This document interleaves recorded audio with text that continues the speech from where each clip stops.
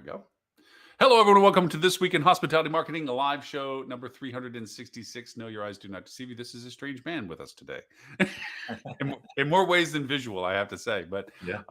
with us is Mr. Connor with Topline. And gosh, I'm not going to try to even begin to tell the whole scope of what you do. So I'm just going to simply ask you, Connor, what is Topline? And then we'll go from that to the wonderful topics of the universe. Yeah, appreciate that. Yeah, Topline, we're a modern revenue management vendor. So we do both service, we do software, we do actually remote sales support, which is kind of a hotels keep dragging us into that. It's not our it's I not a watched that favorite happen, thing, by the way. I have watched that happen. but yes, you're witness to it. We recognize a lot of our team has worked for brands, and we specialize in branded revenue management. So branded hotels, Marriott, Hilton, IHG, Wyndham Choice, etc. But we also work in the independent space because the concepts and the principles are the same, and we just apply them with different systems and in different formats. So so basically our clientele typically are hotel owner operators or management companies that have been burned by using revenue management services through the brands. Certainly, having worked inside the brands myself, I understand that, and they're looking for somebody who's going to be more of an advocate for their property rather than for the brand itself. And so that's where we step in. We also put a premium on personality and working with teams. That's crucial. Yeah. It's kind of I'm an open, bubbly person, and so I want my team to be the same way. And we have a good time on revenue calls and in our correspondence. And then lastly, we focus on using the most modern technology that's going to help push the needle on behalf of our hotels. So we're going to use cutting edge analytics tools, business intelligence tools, and really break away from the Excel dark ages that revenue management is still living in. Come on, There's pivot tables rule, man. What are you talking they're just the best, aren't they? about? Um, It's gosh golly swell stuff. it really depends on who put together the call packet, right? Who put together Mhm. the deck, and how many Which formulas they have in there, right? But and there's and no and which statistic makes them look really the which best? statistic makes them look great, you know? Yeah, that's what it comes down to. Honestly, all that aside, again, having worked in this space for a long time and worked with many different Excel spreadsheets, everybody should be ashamed of themselves. Like all the management companies, which I've worked for the biggest names, all those companies should be ashamed of themselves. They're still using Excel spreadsheets. This is 2022. There's better options. Way better. And you know what? We should talk about some more of those options that are available that people don't have to go crazy with. Oh, that's going to be Yeah. massively expensive. But um, the backlog of this, the ability to have you on the show is kind of twofold. One is we had Stephanie Smith, which you're familiar with and connected to, and so forth and so on. And you were in the peanut gallery last week, where you were throwing out some good questions for it. And of course, we've been saying you need to get on the show anyway. So that started that. The other was we have a shared love of the topic type, which I kind of threw up, which was the dynamic changes in new revenue calls. Because truth be told, we have a shared client, so we have the privilege of being on calls together, Yeah. and it created such a contrast for me in comparison to other clients that I have and their revenue management calls. I'm like, it literally inspired me. Said, man, I want to have a show about how revenue calls should run, and AKA Connor's the example brought to the table for that one today. And Appreciate that. also all of the pitfalls and traps that happen when it doesn't run the way it should, and Yeah. the problems that it creates and exacerbates. And just in brief conversation with us, I think we share the same kind of perspective on this. But start things, push it over to your side of the table with this. Like, so revenue calls from, and actually, I have to apologize for one thing. I have always seen you in the light of revenue management because that's how we were introduced. Like, okay, this is the rev team. Okay, great. As we had got to spend more time together, I realized that you were much more multifaceted, as you just presented in the elevated conversation of what you Out of do. necessity. Out of Yeah, necessity. it is because to the point, I did witness where with a shared client, there was this transition of who was doing the sales efforts for them, third party, Mhm. to that's interesting because now that they've integrated into what you're able to do for them because it is that sales, revenue management, marketing, operations Dynamic, combination yeah. of Yeah. dialogue that's there, and you're simply saying, look, rather than waiting for somebody to bring me the resource, I'll bring the resource for me. But Yeah, no, right.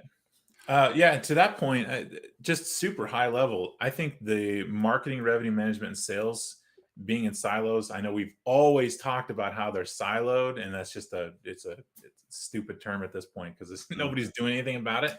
But there are some people who are doing something about it, and they're really bringing all the parties to the table, working as a cohesive team, and saying, "Hey, we're going to use the same systems and the same tools," and so the communication flows really well, right? And so if we're all on the same page, looking at the same numbers at the same time, and we're all pulling in the same direction, because there's no I've done a lot of things about sales and revenue management and why they butt heads and why it's unnecessary.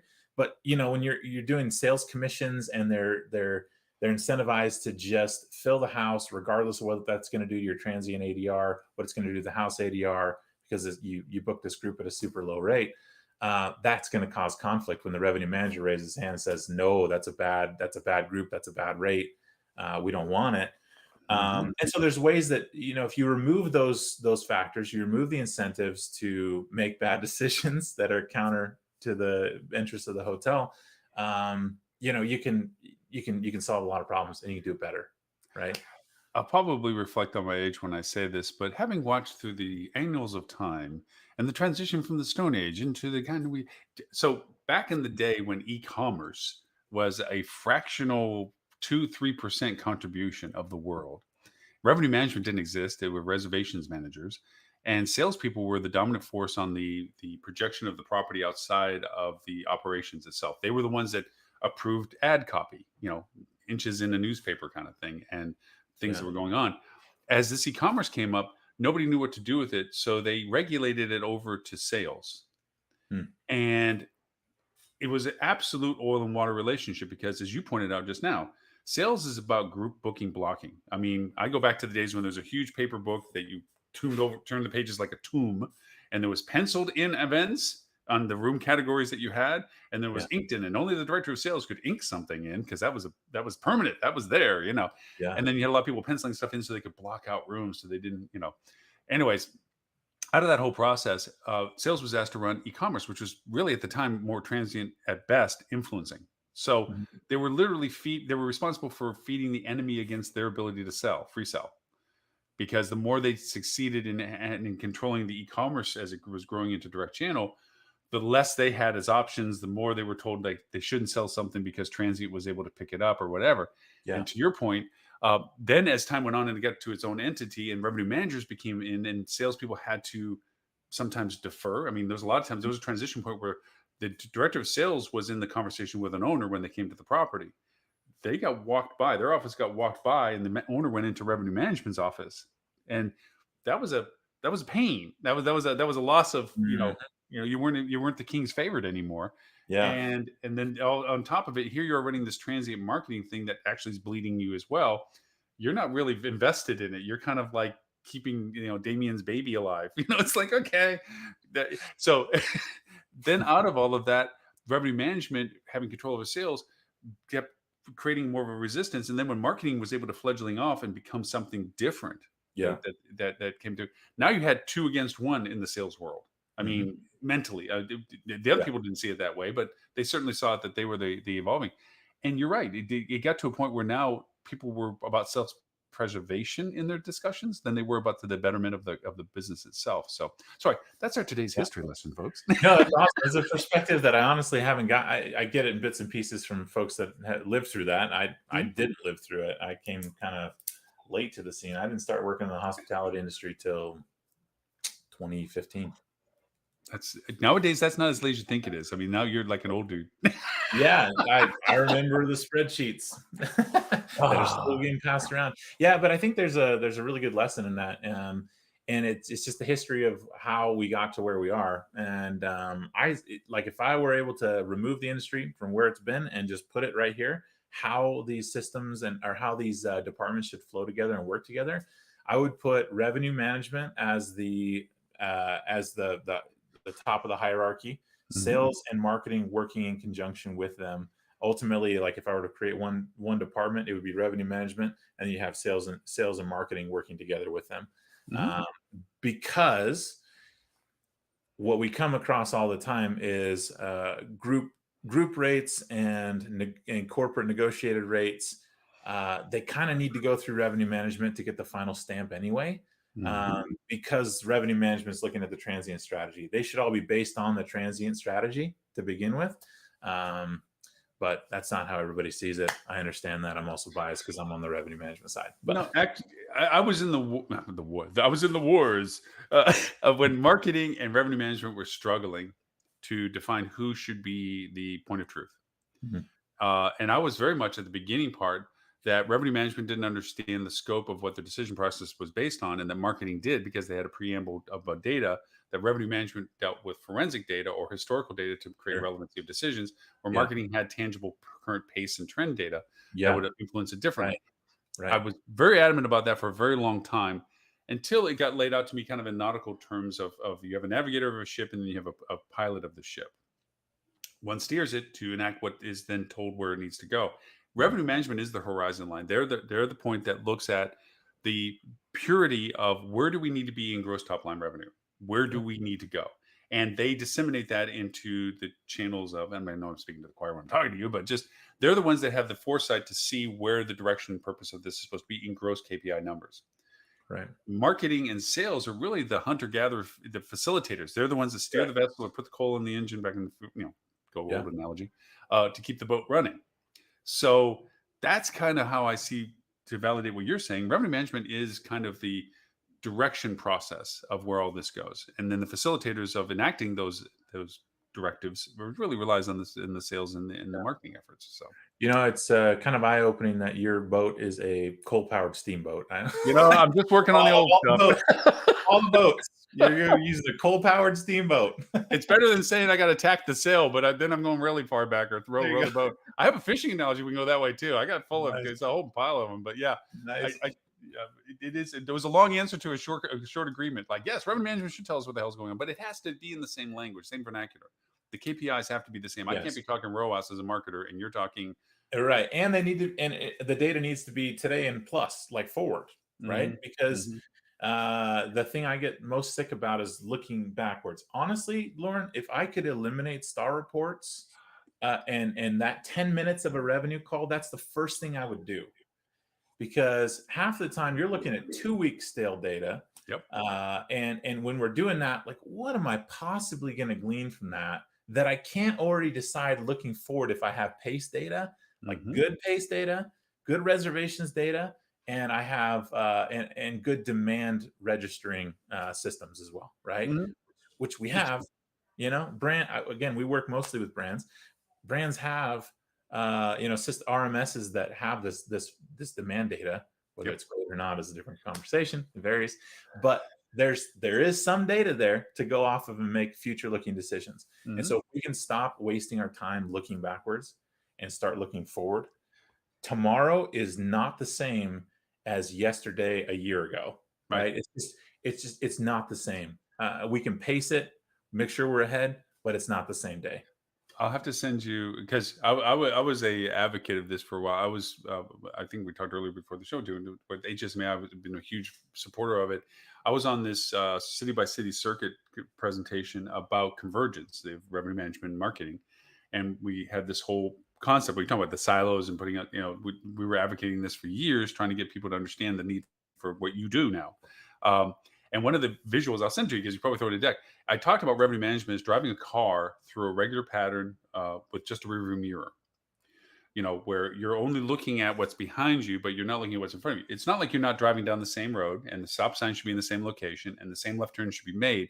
But would you really trust yourself driving only looking behind you, knowing that there could be a time that somebody's crossing the street that didn't cross the street before, that Yeah. you pulled up to what you thought was the stop sign, but you're 5 foot short. So now when you make a left-hand turn, you're running over grass because you felt not exactly where you thought you were going to be. That's how revenue management, and to your point about star reports and so forth. And I do constantly fight about the fact that an over amplification of for what I call forensic data, historical what had happened. It's like going to the crime scene and trying to piece it back together when you just look over and see that the person that did all this stuff, grandma's house, it's right there, gingerbread house, right? That's where they ended up at. You didn't follow the footprints; they're there. Right. And the idea that revenue management can benefit from what you just pointed out, looking forward and saying how does that influence the factors and star reports. Wow, way too much way too much validate. It's like the gold standard sometimes of people's perspective, and it's like 100%. you know 100%. Yeah. We fight that daily. We fight that all the time and say, well, your RGI isn't where we expect it to be. It's not a fair share. And I'm like, I didn't choose your comp set. You chose your comp set. I don't think this person should be in your comp set. I don't think this person should be in comp set because X, Y, and Z reasons that are totally reasonable. Why you chose your comp set is beyond me. And then you're expecting me to hit your metrics. Like, I understand the idea of hitting a budget. We've worked on the budget together. We expect to hit these numbers as a reflection of our own performance versus our own performance. Mm-hmm. But when you're just comparing yourself to a comp set, it's totally arbitrary. I mean, it's totally arbitrary. It really You know what? is. You probably have a much more insightful look. I've historically where when I look at comp sets, when I get a new client, I first look at the comp set. I can tell you why they built that comp set. Sure. Not just from the perspective, is this a true marketing comparison comp set, or is this you just want financials to look really spiffy when you point to them? Well, yeah. I mean, banks look at it, and so that's where the focus is going to be. It's interesting. Every time we have a conversation, it's okay. We want to add this new competitor, right? But we think they do really well. So what are we going to do to offset it? Yeah. Like, which hotel are we going to bring in to offset it? Why is that the decision? Like, shouldn't we be looking at true competitors? Like all of them just true competitors? Yeah. No, because there's incentives and stuff aside. Anyway, Yeah. it's a whole One thing. of the arguments that I get to have that maybe you don't have, but you actually, because you do more than revenue management. Again, I'm stereotyping what you do because of what we interact with, but I try to explain to a lot of people that your online competitive set has nothing to do with what you designate within your star report, because the person across the street from you is not who you're necessarily competing with in the marketing space. Yeah. There's symbiotic markets that, and I always give the example that when I had hotels in Key West, I was competing with people in Vail and Aspen all the time.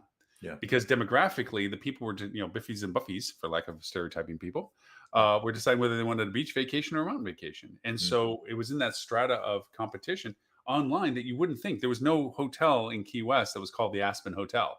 Yeah.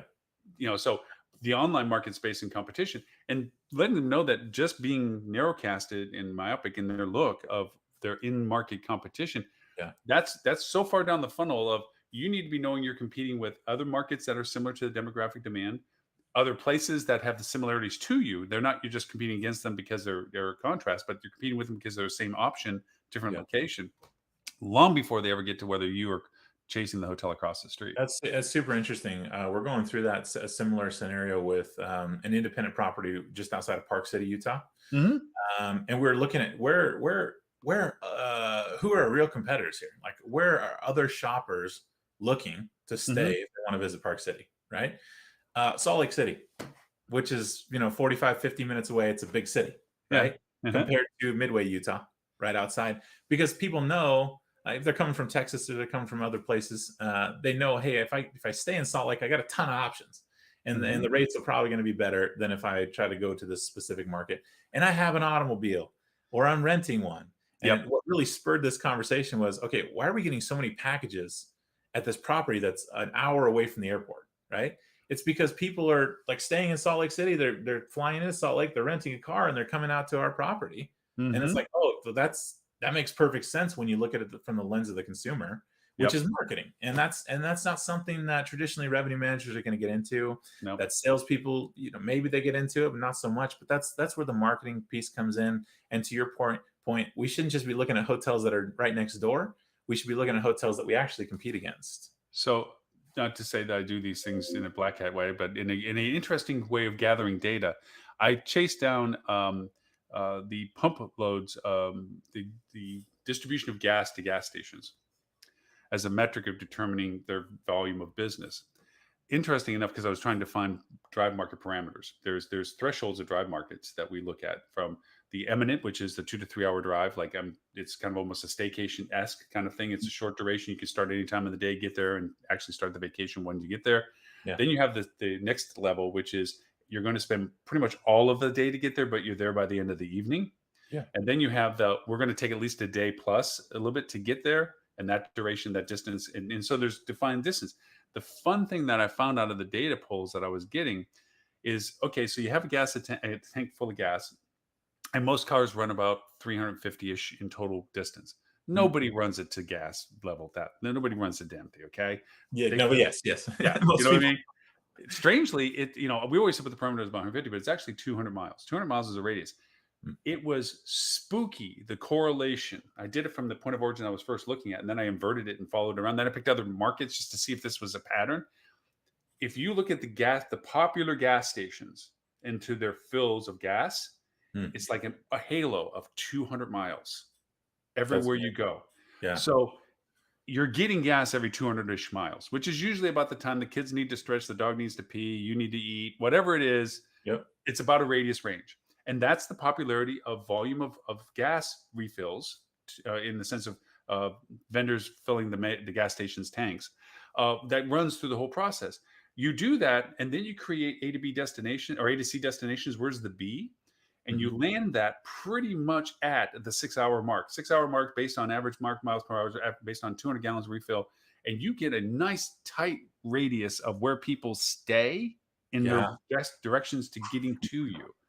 And now all of a sudden, you target the feeder market not at the B mark. If you're in the B mark, you target the A's and the C's. Yeah. But if you're in the C mark, you target the A mark. And Yeah.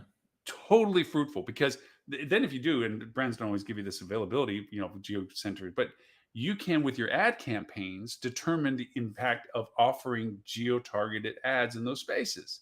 Say, let's just target this radiant range of these places. I've done the same for airports, which is a whole nother discussion, but Yeah. you do that, and now all of a sudden, and I know I'm trying to keep it to our theme, you bring it up in revenue management calls. Okay, how many people are coming from Boise? That is just not a topic that is ever brought up, right? Yeah. That's really fascinating, Lauren. That's actually it's like duh. Yeah. It's like duh. Why aren't we talking about it? Because as a consumer, again, looking at it through the consumer's lens, I have these conversations as I'm on these drives all the time. The way I view my vacations are: is it a day trip? Is it within 2 to 3 hours? Is that for me? I live in Pocatello, Idaho. It's down to Salt Lake. That's a 2 hour drive, 2.5 Mhm. hours. I can spend one night Mhm. and have a little vacation. If I'm going to where my folks live up in northern Idaho and in eastern Washington, in Spokane, that's an 8 hour drive. Okay, that takes me a whole day there, which means I need to stay at least 2 days to make it worth it, and 2 days back. And so all of a sudden, as part of the revenue strategy, you're now saying, okay, if we're marketing to people that live in Pocatello that are going to Spokane, right? I ought to be looking for 2 night length of stays. Mhm. Free Yeah, night length length. of stays is a whole consideration I didn't throw in there, but yes, it is. It And the stay literally pattern. They're coming in Yep, on they might come on Thursday night so they can get a full weekend in before they got to go back. yep, which also So goes on your shoulder dates of is your gateways of, like, forcing the extra date exactly and right. stuff. Yep, yep, it It's so affects nice. all of that. Yes. But again, if I'm targeting people in Pocatello going to Salt Lake, then I'm looking for one night stays, maybe 2 night stays. Try to push them to the 2 night But stays. then Park City has a whole radiant past that of people that are like, "I wanna go," and I'm in California. Yeah. And now you have a whole destination distance thing. I did, this goes back a long ways. So I had clients in Myrtle Beach, and we had there was a time where you could not build enough rooms because of the demand, and other times you could shoot a cannon and not hit anybody down your hallway. So golf season is a big thing in Myrtle Beach at the time, had been at the time, and that still is. But at the time, there was a huge cycle to it. We were looking to try to define getting people to come down during the off shoulder season. We were able to identify, and this goes back to old analytics days where we were like, okay, school has a huge big deal. It does two things. It cuts out the families coming because school goes back into session, but it opens up the door to all the people that didn't want to bring around the kids, Yeah. aka golfers, when they want to come down, which is why we saw the surge in golf bookings and golf packages and shit like that, stuff like that. So we then tried to figure out with the analytics on the website, the geographies. And at the time, it was pretty much down to a cityish level. And we saw Cincinnati was a huge feeder market. People in Cincinnati, Cleveland to a certain degree, really loved coming down to Myrtle Beach because it was a drive to get there. And it was a distance drive. It wasn't one of these just get there the same day kind of thing. It was a distance drive Mhm. to get there. And they would be there for 3 to 5 days golfing, man. Total hard on. Come in Thursday, get out Monday, back to work, Tuesday kind of thing. Mhm. So anyway, I did a GPS on driving. I did it for the summer crowd for the families, which was different than the golf. We wanted to push up our family push. So I did a GPS where I did all these interesting ball of twine kind of things, and it put on GPS. And we added it as a package to duration of stay, 3 minimum stay, 3 weeks prior, booking required, pre-arrival booking requires. We sent them. This goes how far back it was. A GPS when GPS first came out. We've got factory refurbs, so it was really cheap for us, like $50 to buy each one of them. built in the package price that had this guide in it. So all they did was they got something in the mail. They loved that fulfillment, like, ooh, it was a surprise thing they had in the mail. Opened it up, and the first thing they did when they popped down says, "Hey, get ready to come to our door." And they literally clicked it, and of course the GPS knew where it was at that point, and it would give the guidance right to our hotel. But the cool part was, as they came down the road, which we know they're going to because of the directions, we had these things like, "Hey, you're going to be within 10 miles of the biggest ball of twine. Do you want to add it to your route?" Yes. And I'm the one talking and putting little pictures on it, which is the platform still exists, called Geovative. And we get this tour, dude. It was crazy. We couldn't buy enough GPSs because it solved a lot of things we didn't even figure out, kind of stuff. That's But cool. from a revenue perspective, that discussion literally came out of with the hotel, like, where are people coming from? Where can we get more July business after July 4th before August 15th? And It's that's what we did. amazing. It's amazing what you can start thinking about and what you can find when you break away from the standard revenue call, right? When you break away from it, because getting kind of to the theme. Let's just jump into that portion. Oh yeah, yeah. Sorry, I'm the one going on tangents here. No, Here, it's I fun. go on tangents, and I'm the one that's going off. Let's go to that field. No, I appreciate it. So just to talk about revenue calls, okay? And I'll be completely honest and frank if you haven't figured that out at this point, like this is what I'm going to do. The way revenue calls have always been done, okay? There's certain things you need to hit on a revenue call to be considered a correct revenue call, right? If we were to grade it, if we were to judge it. Do I need to take notes on this? Is this Yeah, another thing? no, it's pretty simple. You can put it on your 5 fingers. There's been enough revenue calls, Star report. We're going to go over star report and segmentation along with it. Next thing we're going to do is we're going to make sure the next 90 days are priced appropriately. We're going to make sure special events are taken care of because those are hot dates that the systems generally wouldn't price as well as a human being, let's say, right? Because we know things the system doesn't know. The other things we got to do is we got to make sure that group blocks are all cutoff dates and everything are appropriate, that we're not holding rooms. And then we wrap it up with a nice little summary at the end of, 53rd week or K date or whatever we want to call it, your rolling date. Those are really the 5 things for a successful revenue call. Okay.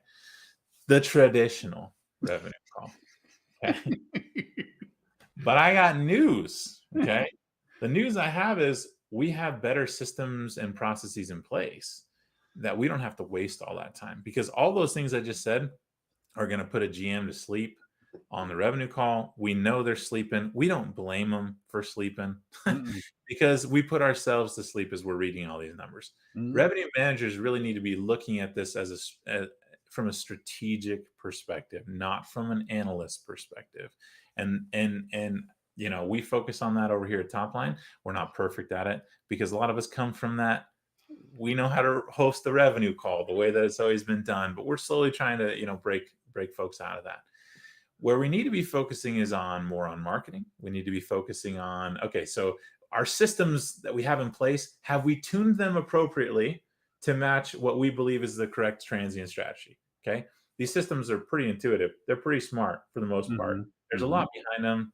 Again, they're not all created equal. And we haven't found the perfect system just yet, but they do the heavy lifting and they do it generally very well. Okay. They're seeing things. They're making 5,000 pricing decisions a day. A revenue manager doing that on their own, maybe we make 20. If you're really paying attention to it, if it's a really hot market, you're making 20 rate changes a day. These things are making 5,000. They're looking out to that horizon a year from now. They're making those pricing decisions. We just need to make sure that they're running smoothly. They're not making weird decisions and that we calibrate and tune them appropriately. Okay. That takes like 20 of the 30 minutes of a revenue call. It just takes it out of the equation. Okay. It frees up a revenue manager to focus on things like, hey, Lauren, let's talk about gas prices. Let's talk about where our guests are coming from and our marketing strategy around that. Okay. Or room type premiums. Where should we be pricing our doubles based on the fact that we know we have all these families coming in on the weekends from Amarillo? And what are we going to do with those? It frees us up to discuss all these things that should be discussed and are never discussed because we're doing so much button pushing. We're doing so much tactical changes. We're not focusing on strategy. And so I think that's where the future is of these revenue calls. I want to ask a question. So when we talk about rate variances, creating changes in rates with the client, the property, I usually think it falls into two camps: an informed decision and a dart on a board. Hmm. Not from the perspective of the revenue manager necessarily. Well, I say that with a caveat that there are people that do that, but you in particular don't.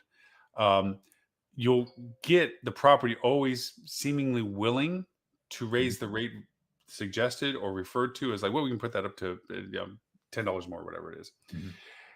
Until it gets to the point where they, if they're first on hand, where they're at the front desk, know what it's like to tell somebody the rate and cringe because they know it's a high rate, and they get resistance to the idea of raising the rate because they're the ones that have to smile at the people and tell them how expensive it is. And now, usually, that to me is the threshold of decision. It's not a mathematical one. It's not a strategic one. It's not. It's an emotion of I got to tell somebody it's that much money, and I don't want Yeah. to. So no, I'm not wanting that rate. People love to sell lower rates. How do you get around selling the rate concept to someone that you're putting them into the realm of, I really feel rough about asking somebody that rate? How do you Yeah. handle that? Yeah, it's a good question. It kind of depends on the situation, but what I like to do starts way before that conversation's had. Okay. I like to hire people who have on-property experience. Okay, because now we're speaking the same language. Hmm. We know Hmm. what it's like to talk to a guest, or we know they call in. That changes the whole equation. The second thing is we focus really on team dynamics. Okay, so hopefully you've gotten this from our team calls. We care about each other. We talk about what cars we drive. We talk Hmm. about our preferences because we want to know the person and we want to speak that language. There's a trusted advisorship. Now they trust that we have their best interest in mind. Okay, and so when a revenue manager looks at the numbers and we say from a 30,000-foot view, just looking at the numbers, there is room to push this rate even if it's uncomfortable. We know the property is not in the best shape. We understand that, but we know people are willing to pay even if they do so begrudgingly, right? Okay, so we've identified the date. We now say, hey, we probably need to be about $50 higher than where Hmm. we are right now. And that puts us into a space this hotel has never been in. Okay.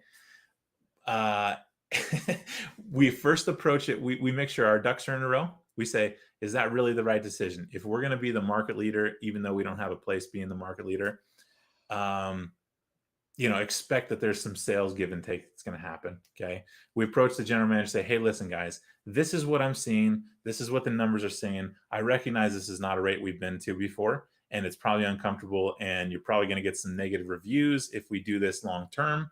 But in this specific instance, I think it's still warranted. It's still appropriate. This is why. Do you think what do you think about that? And then give them an open-ended question Mm. to let them share their concerns. Inevitably they're going to say, I don't know about that. Our rooms are in pretty bad shape right now. We haven't renovated in 8 years. Mhm. um, and then it comes the empathy and the discussion from human being to human being, which is, yeah, I get that you don't have enough housekeepers to flip the room, or the room shape. I understand that. And so Mhm. then that's where the conversation happens, like, is this still a good decision? Maybe we settle at $25 higher than where we're at, and we give it a shot for these specific dates. But for us, it's being specific, being backed up by data, and then make sure that we don't go over the human portion of it. Mhm. That it's a conversation, and that we as revenue managers know the general manager has the final say. Okay, if they're not comfortable with it, and I see that there's an opportunity to push, my job is to get them to slowly dip their foot in. Mhm. Okay, Mhm. and then when I get feedback that it's really impacting our scores, maybe we let off the gas. But we have to take that non-quantitative approach, or perspective into consideration when we're forming strategy. That guest reviews are going to it matters. It matters even if it didn't change my revenue for the night. Sure. It's funny because you answered it in a way that answers both sides of it, because exactly the methodology that you approached about being able to propose in a substantial rate increase is exactly, from what I understand, exactly how you would invert it to talk somebody off the cliff of, dude, you can't charge that. Yeah. No, absolutely. Absolutely. And that's why, again, going back to it, start from the right place, get the right person who's had the experience. When we're talking about overbooking and we want to overbook the hotel, we don't want to oversell the hotel on the day of arrival. We want to Mm. overbook the hotel knowing that there's going to be wash Sure. leading up to it. Absolutely. Right? So many GMs have had really terrible experiences. Front office managers have had terrible experiences when they're trying to walk a guest. I've had those. I've been a front office manager. It's the hardest thing to teach and the most thing you need to know. So, yeah. Exactly. Yeah. And so depending on where they're coming at from a perspective, that can be a tough discussion, right? And Mhm. so there's a lot of hand holding and saying, hey, we'll be in this together. And if we oversell and have to walk, then I'm going to turn it off for the next month. Okay. Mm. But walk with me and I'll show you that we're not going to oversell. You're not going to have to walk anybody, but you need to follow these procedures, right? Wait until the last person of the day or, whoever it is, make Yeah, sure but you. why is Ross on your team if he doesn't do this stuff? I mean, what? Ross joined the chat on the other side. Oh, nice. Yeah. Yeah. We're trying to figure out why Ross is here. Why is Ross even on the team? I mean, cordial guy, friendly as day is long, but does he really know what he's doing? I mean, I Know don't. what he's doing. Ross is a really good example of someone who comes from an operational background Yeah. and why he's able to. I'll remember this, Lauren. Why he's able to, correctly empathize, and he's also softy. So, Yeah. one of the other things about revenue calls is, should the revenue manager be making the decisions and convincing the property team, or should they be asking the properties team permission? Right. Mhm. Every revenue manager's personality is different. A lot of them Mhm. don't like confrontation. A lot of them don't have I'm going to tell you what it's going to be and I'm going to fight to the bitter end until I get my point across. I think a good revenue manager is assertive and proactive in planning what rate changes, what discount changes, what strategies they want to implement. They bring it to the table because they've sharpened their axe for 4 hours, and then they present it to the property team. When they get pushback, they're able to then explain why, Yes. why we Yeah. want to do it. And if they still don't get buy-in, it's okay. I have to balance out my conversation with Ross. I've watched Ross very deftly go over and coordinate the conversations of, and a lot of people don't maybe realize sometimes the influences on the conversation that are behind the scenes. You have ownership that's driving revenue demand. I want more money. I mean, I'm not saying that everybody's evil and what have you. They're in the business to make money. That's why they're investing in everything else. And their ability to say that you can offer them more money if we were to raise rates is always a constant question that is in any conversation, spoken or not, from their perspective. How can we make more money? That's tempered a lot of times with the realities that you just mentioned about the capabilities of the property, the capabilities of the team at the property, and the education and training level of the property to handle that, anything from a walk to a yield strategy to anything else that requires them to be engaged with it. I've watched Ross talk and defend a perspective of raising rates logically, where it's not just because we can make more revenue, which is the default answer of like, hey, you're in to make money, so this is make money. It's the negotiation of how this, to what you just said, and echo of what you said, how we do this in such a way for this moment of, or for this reason of, for this Yeah. duration of, Yes. knowing that we're pushing the boundary of something, but in a great positive way. We don't know until we try how people will respond. Is your team asking the right question? I've seen watch Ross ask the right question. Is your team capable of handling the higher demand to this from a support point of view? We don't want to create negative impacts on your reviews. I've Yeah. literally heard Ross say that, Yeah. and having that kind of discussion where you're talking through all the influencing factors, not just the GM or the whoever's repping the property at the time is against raising the rate, as I mentioned, because it's uncomfortable to be at the front desk when you say the rate, versus the demands on ownership or management companies that are looking for revenue optimization, revenue. It's a nice balance. You guys are on Occam's razor as well. I mean, you're on that. It can go either way perspective. Yeah, So, we live in a world of gray when it comes to decision making, and most of the time we don't get validation of the decisions we made. We it's just a don't. thankless damn You job. don't know. I mean, we're not. Yeah, we're not able to compare it to. We just aren't Yeah. compared to what Ross, did I make it up for you? Am I back in the good side? You're not going to bash me on the next call, right? Good. Talk to me, Dave. Talk to me, Goose. But the key word that you said is a negotiation. It's a dance. It really is, and the better teammates you are, the better we're able to come to really good solutions. We're good for now. I'm on the edge still. I'm not totally off the hot seat, but I'm okay. I'm a little better on the better side. That's right. Going back to just the example I gave you about the gas thing, just to tell you the depth of it, that this was one of the better revenue calls, and outside of having the ones I have with you and Ross. We know ours are the best of the best, but there's a benchmark, and these are the other conversations. So in this property that I did this research for, because I was trying to make a point. There's a lot of talking voices in their heads about what everybody has a freaking opinion. You know that. I think we should do this. I think this. Turns the problem out, is it supported with data that is usable data, not interpreted data? And I say interpreted data is like anybody can make a number look good if that's the number they want. Is the data in all of its relevance leading towards the affirmative or declamation of your idea? Does it support it or does it crush it?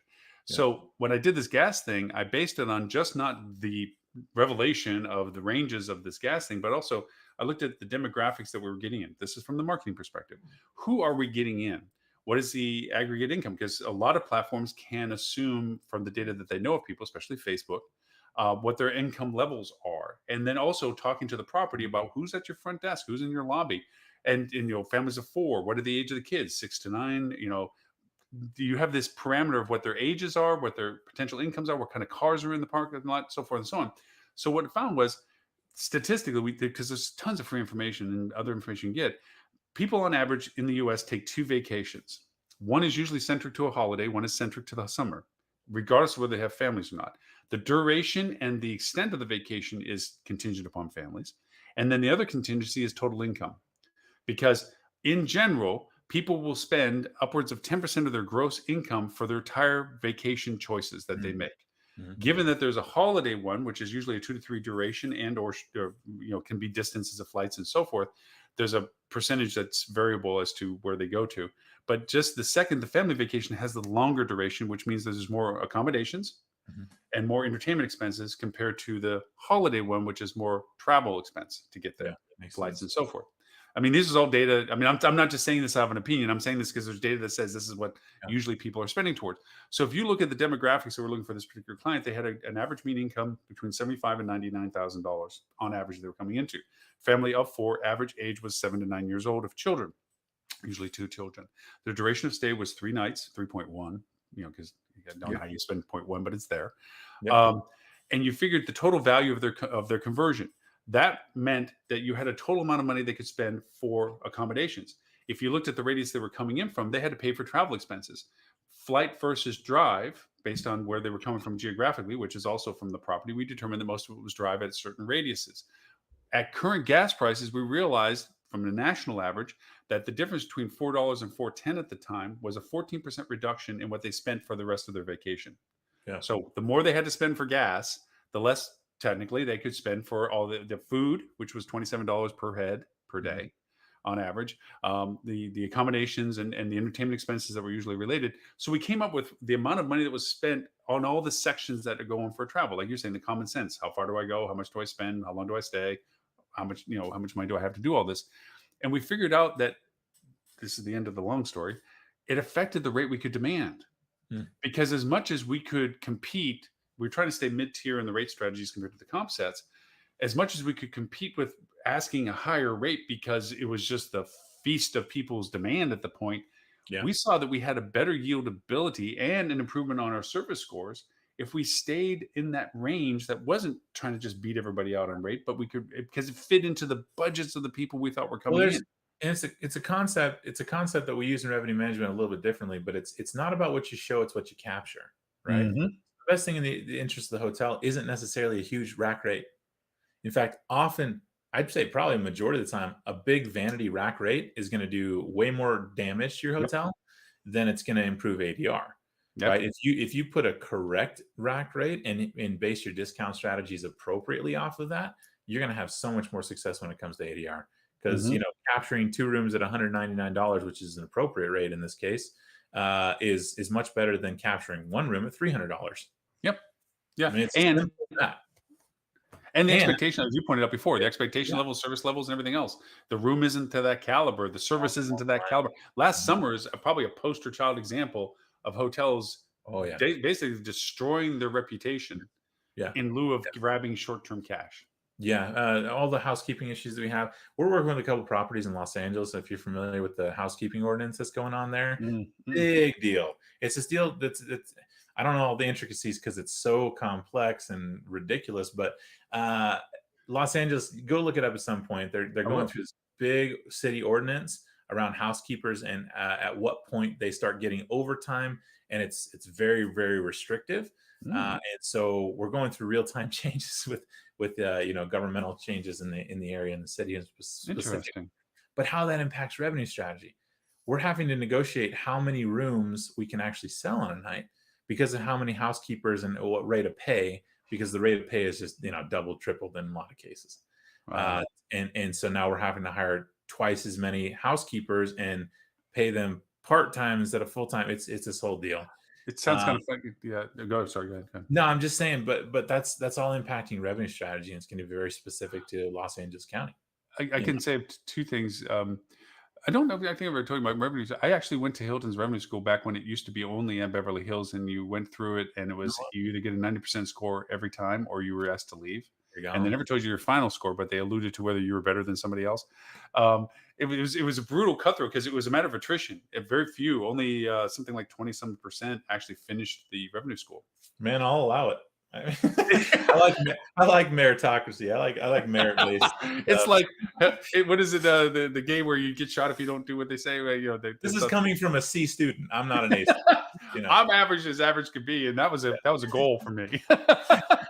I like hiring A students, but I Surrounded with power. Yeah, exactly. But the idea of the revenue management, we had two influencing factors when it came to revenue strategy, which has always helped me in the conversations. Was especially with branded, you have the thresholds of redemptions based on points and so forth, and there's ways to manipulate that, and there's ways to do good or bad for that. yes. Um, We do talk not about go that to a the lot on dark our revenue side. calls. You know, we do. That's something we're gonna do for you that a brand isn't gonna do. We're gonna talk about how to use the brand's How own. can you get past that threshold to get full redemption back? ADR, yeah. Anyway, so there was that, and there's also the idea that yield abilities based on scale of what you could get for your reviews and what you were actually getting for brand contribution versus what you're able to solicit for yourself.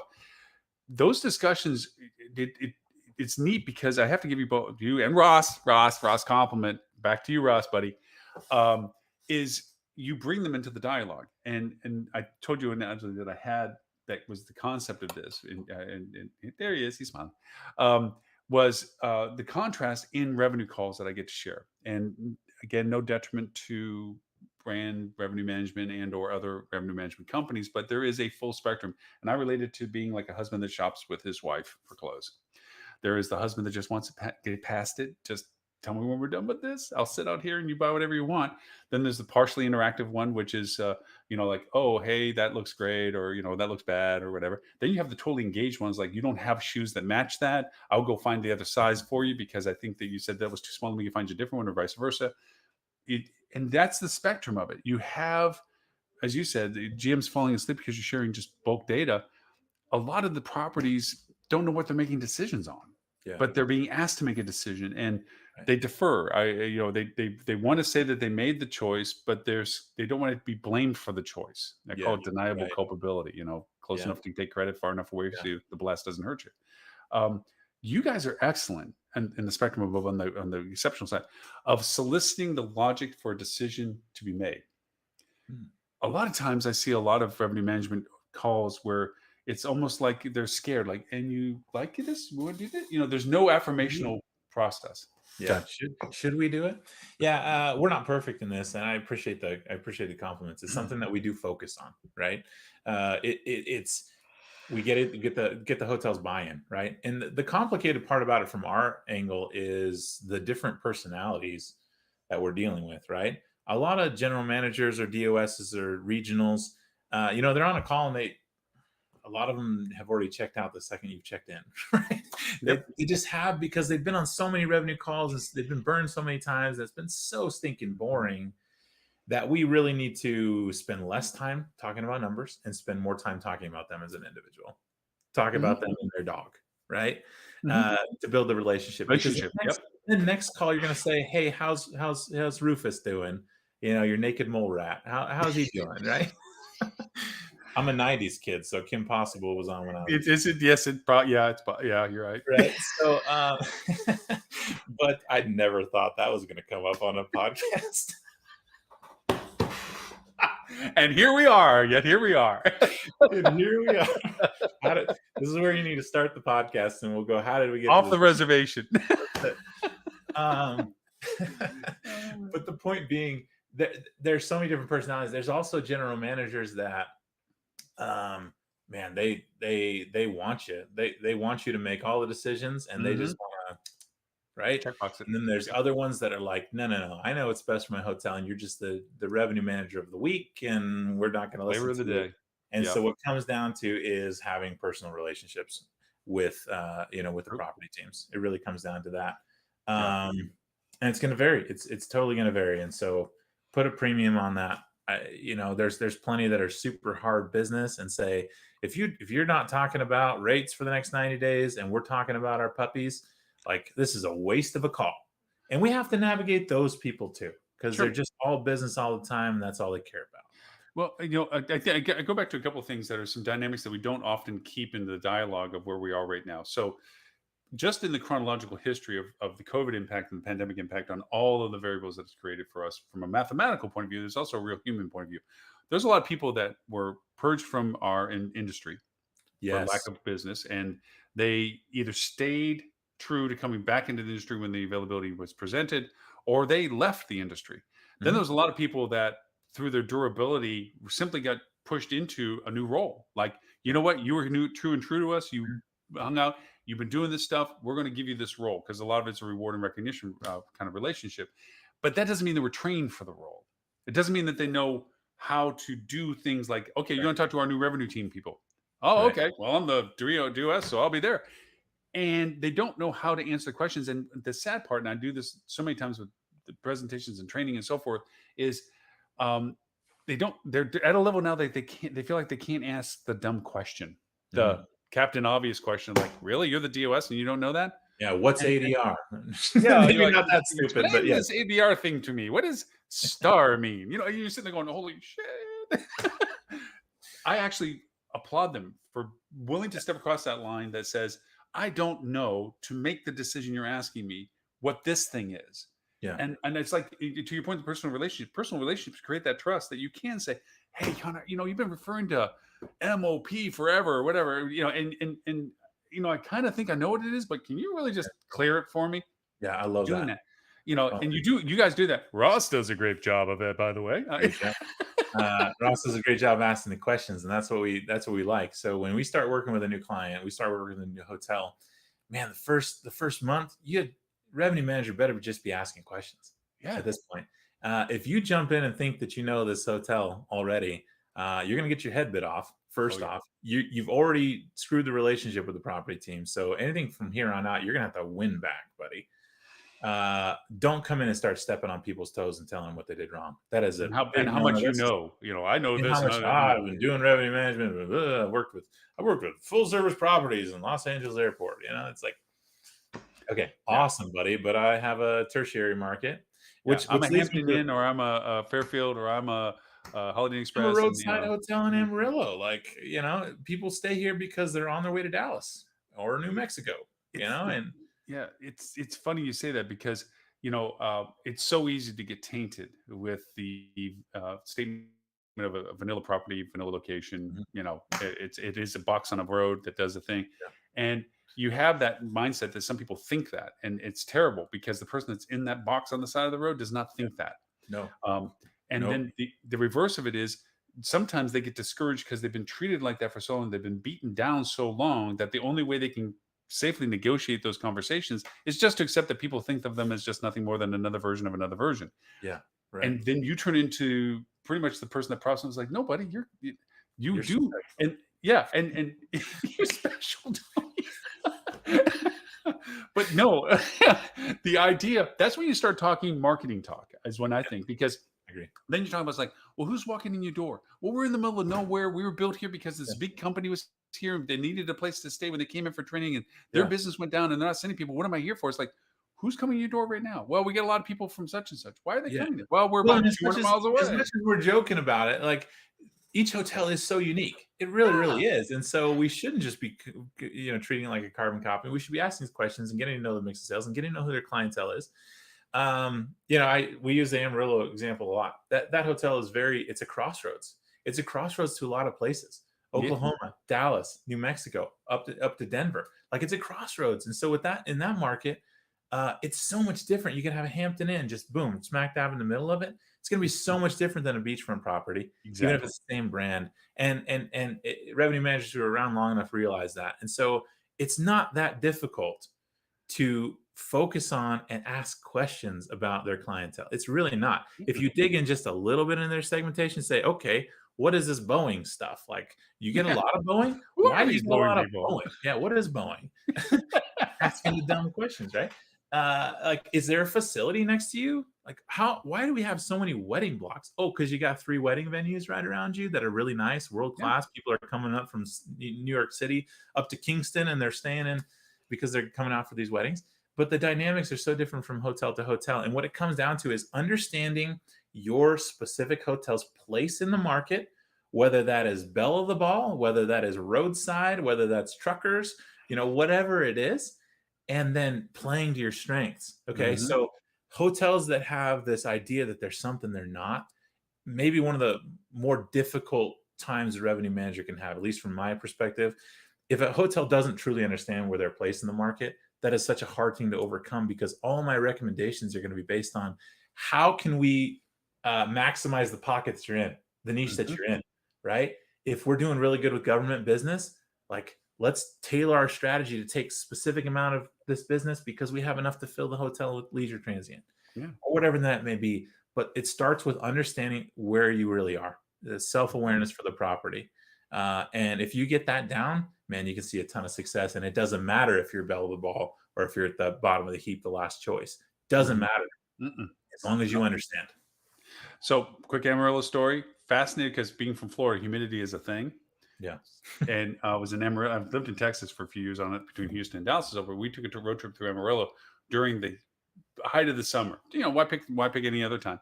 And I was like a 12-year-old, which is probably my maturity level and all the time anyway. You're at So least I'm at a 13. gas station and I'm squeegeeing the windshield, fascinated for the fact that as I put the wet squeegee on, it's drying right behind it, which for me is like, this is crazy. I'm tapping on the window for my wife. I said, look at this. It's the worst. Because it's like, and then there's the Cadillac thing with the Cadillacs. But to a story to what you're referring to, there's 2 stories. But one was I was doing a presentation in Vancouver and for a company, and the guy that had the hotel up in Yellowknife comes to me, big burly dude, typically what you would think would be somebody that lived in Yellowknife, Canada.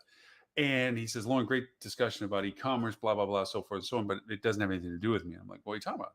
He says, 6 months out of the year, I have the Oilers up. I have put tents behind the house just because, or behind the hotel, just because that's how much they'll stay in a tent. That's how Yeah. much the people are looking for. Other 6 months, he says, nobody, not a thing. And especially when the ice breaks and people can't get to us and blah, blah, blah, so forth and so on. Mhm. He says, so all this talk about marketing, this great stuff, I think it's going to help a lot of people, but it has nothing to do with me. And I'm like, fair. You know your business, you know your market, you know the thing. That's what the hotel is built for. Great. Congratulations. He says, hey, if you ever want to make it up and shoot a 16-point buck or pick up a 20-pound bass, let me know. And I'm like, hold on just a second. Can I do either of those things during the 6 months you don't have anybody? He's like, oh, yeah, we got about 3 months before it freezes up. I'm like, huh. Turns out Japanese men from the Kyoto area truly like getting off the grid. And if you sold the fact that you could target them to, and this was no easy trip to get there, dude. It was like a flight, a ride, a bus, a hopper, a flight. It was crazy to get to this place during this time of the year. Mhm. Totally sold them out. So now he only has 3 months where he doesn't have anybody. But Nice. the idea to what you just said, there's always something about why that place is there that you don't always consider, because sometimes the people at the property are so close to the product. Yeah. They don't see for what it is. The Amarillo thing. People dorky like me coming out of Florida that are fascinated with the fact there's no humidity in the air. It's Yeah. like, oh yeah, let's go to the Cadillac thing. And I'm going from somewhere to somewhere, pick them up. Spray And paint the send them over. Cadillacs. That's right. Yeah. 100% I back you on that. That's really fascinating. It's like, I don't know, getting to like some practical steps, right? Like, what can revenue managers do? I think the first part is revenue managers can ask a lot of questions. Get away from the mold, get away from the spreadsheets, right? Mhm. Focus on that team cohesion. Another thing they can do is go visit your properties. Mhm. Okay. Oftentimes the brands, they'll allow your revenue manager to come out if you pay for it, right? Mhm. Which, from a hotel's perspective, it's not that big of a cost if you can trust that your revenue manager is going to be there a while, right? You're not going to get a new one in 3 months. Right. But using a third-party vendor like ours, we go visit the properties because we know that we need to understand the flow of traffic. We need to understand exactly where we're at in our market and what the hotel condition is like. And those are just 2 simple things. And if you can't do either one of those, you could spend a whole revenue call on Google Maps, Google Earth, excuse Oh me, yeah. and I mean, just get down to the angle, see right above Mhm. the treetops is the Presbyterian church across the street. Like, do they bring in business? Is it a big, what's going on? Do they have annual events? Hey, total geeky thing. You should buy it for Ross because Ross will probably use it. Get a VR headset. There is an app in the VR world called Wanderer, and you can go anywhere Google Maps is and stand there in VR and look around. See, that's a cool use of VR. Ross, business expense, man. Send He's it in. gonna. I'll write it off, Ross. But you're gonna have to post a video or a picture of you wearing that thing because they are so goofy looking. They are so goofy, but you know what? And Ross, I'll hook you up with some games. We'll play some shoot 'em up games. You're gonna love it, and it'll be all business. Don't worry, it'll be something we'll figure out on business. I did a VR headset one time in a mall. It was a blast, man. I was like shooting robots. Just guns blazing and they're coming from behind you. It's a Dude, fun time. I could geek But you my out. wife is sitting there. You just look like such a goob the whole time. Like, My wife has video of me playing. She says if I ever piss her off, it's going on social. I'm like, I'm not gonna piss you off. But yeah, Well, I do. I actually developed in VR the spatial stuff. There's some pretty cool stuff because anyway, Sweet. that's a whole nother angle. But yeah, we are at that point, Yeah. dude. First, this is the first of many conversations. I hope I will keep dragging you into these things as we can go forward on stuff. Always know that you're more than welcome to join in, participate, not just be in the peanut gallery like Ross, who didn't want to pop up. Which I didn't even offer Ross. We didn't even say Ross, come join us. Yeah. Ross, hey, next time. I heard that you're a very handsome, dashing man.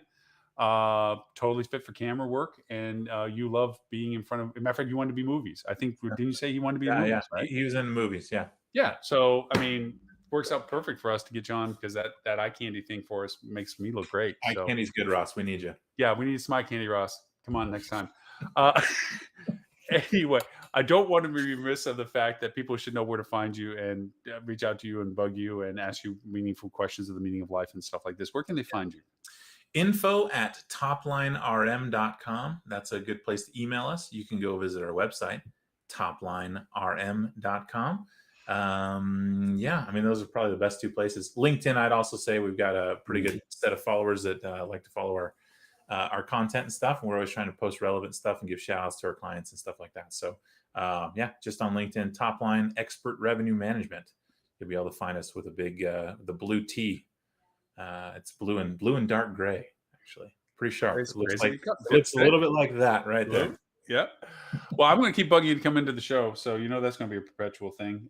Thoroughly enjoyed you being able to be on the show. Thank you. First off, for being in Peanut Gallery last week when we were, chasing Stephanie around with questions of the meaning of the universe. Now we got to bug you this week. So anytime I get to listen to you and Stephanie go at it, it's just a good time. So. Oh, you see what put alcohol in that conversation? It totally changes the tone.